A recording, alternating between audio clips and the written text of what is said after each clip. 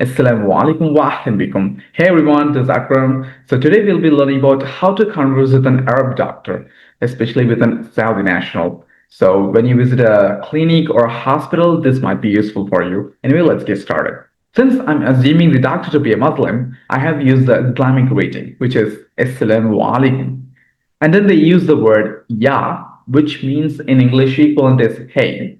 And then they use the word doctor, which is actually not an Arabic word, but a loan word from English. The actual word in Arabic is tabib, tabib.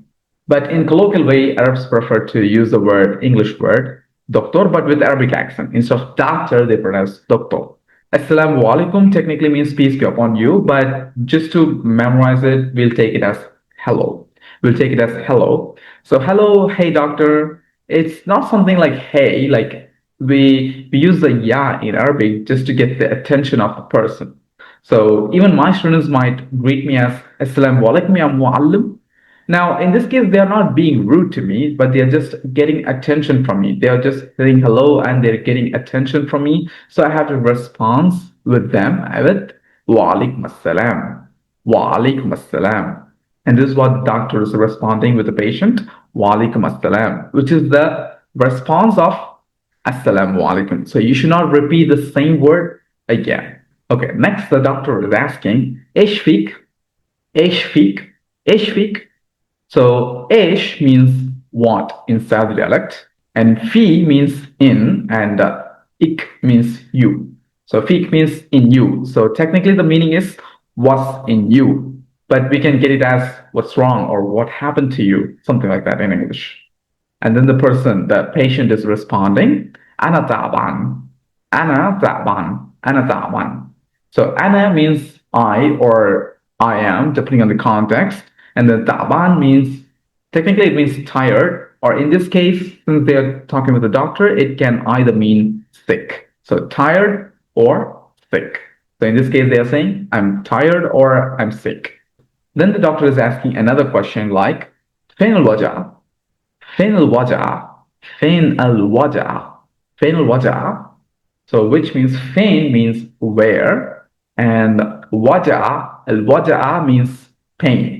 So they are asking like, where is the pain? Like, where is the pain coming from? Whether is it in your mouth or is it in chest or is it headache, something like that. So where is the pain coming from? Like that they were asking, the doctor is asking. And the patient is responding with, عندي حرارة, عندي حرارة. So عندي means I have. You don't have to put ana here because عندي, the word itself has the meaning of I. So you don't have to technically add another ana.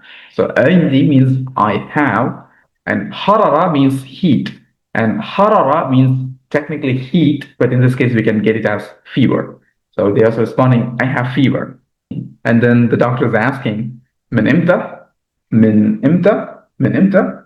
Min means when, and imta we can get it as since, because this word is used for time starting point. So therefore, since when would be the appropriate meaning. So min imta, since when?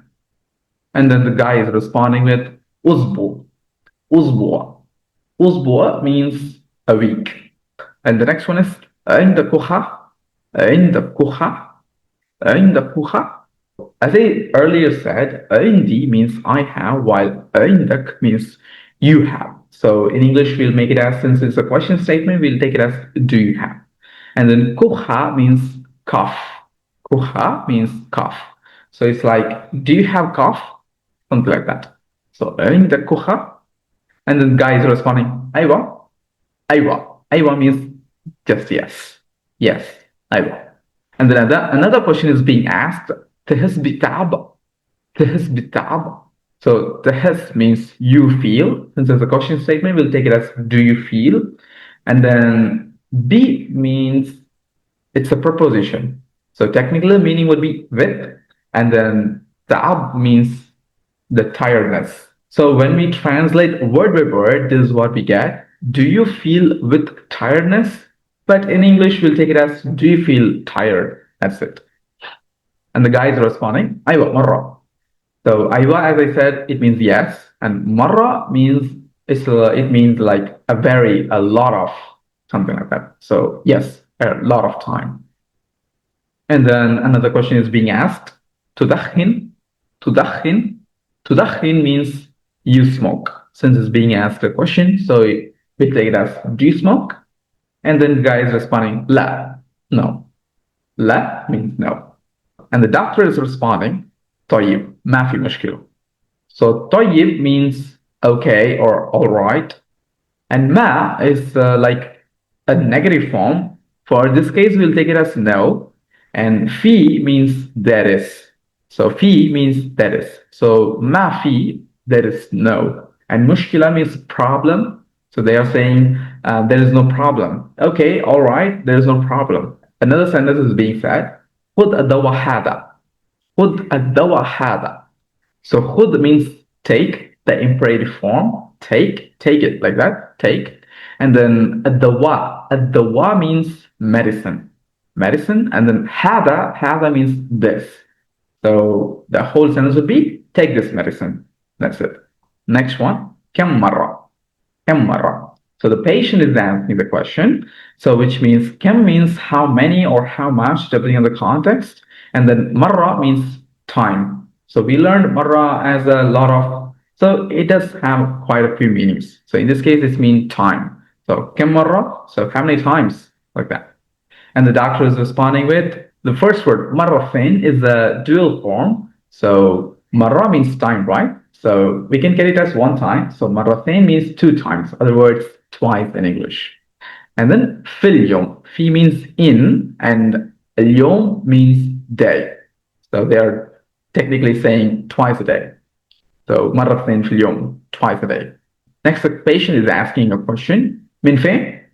Min fain? So min means from and fain means where. So he's asking where he can get the medicine from. So that's why he's asking min fain. So from where? And the doctor is responding min as-saydaliya. Min as-saydaliya. Min means, as I said, from, and saydaliya means pharmacy. From the pharmacy. And then guys, and then shukran means thank you or thanks. That's it. Okay, so hope you learned a lot of new things from this video. We'll meet on another interesting video. See you. Shukran. Ma'asalama.